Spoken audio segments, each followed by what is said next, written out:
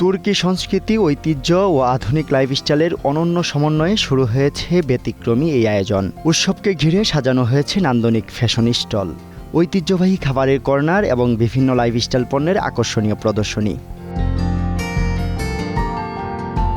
দেশীয় ও আন্তর্জাতিক বিভিন্ন ব্র্যান্ডের অংশগ্রহণে আয়োজিত এই উৎসবে দর্শনার্থীদের উপস্থিতি ছিল চোখে পড়ার মতো।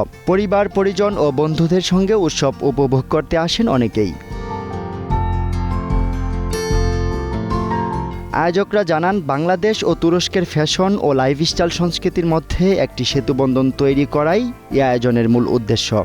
রাজস্থান বেজড, রাজস্থান গুজরাট বেজড যে বুটিকগুলোর ওখানকার পণ্যগুলো আমাদের এখানে আছে আপাতত, এবং পাকিস্তানি কিছু আছে। তো রাজস্থানি যেগুলো আছে সেগুলো অ্যাকচুয়ালি খুব একটা एलिगेंट कलेक्शन আছে যেহেতु माशाल्लाह यहाँ पे हमारी प्रोडक्ट क्वालिटी आई हुई है। लॉन्ग काफ्तान्स आए हुए हैं जो आजकल वायरल ट्रेंडिंग में है। इसके अलावा लॉन, कॉटन, देन गाउन्स आए हुए हैं, फैंसी स्टोन वर्क के साथ आए हुए हैं। और जो है हमारे पास कॉटन की रेंज बहुत अच्छी आई है। এই জোনটা যে গুলশান এই এলাকার মধ্যে কাস্টমারের চাহিদাটা কেমন, তাদের ডিজাইনটা কেমন পছন্দ, মোটামুটি দেখলাম যে তারা ইউনিক ডিজাইনগুলো বেশি আর কি পছন্দ করছে। ফ্যাশন, খাবার ও বৈচিত্র্যময় পণ্যের সমাহারে সন্তোষ প্রকাশ করেছেন দর্শনার্থীরাও। টুকটাক জিনিস যেটা অনেক সময় মাথায় থাকে, যেহেতু কাজে থাকি অনেক সময় কেনা হয় না, অনলাইনে হয়তো দেখছি কেনা হচ্ছে না, এখানে যেমন দেখা যাচ্ছে, দেখে কেনা যে এটা খুব ভালো লাগছে।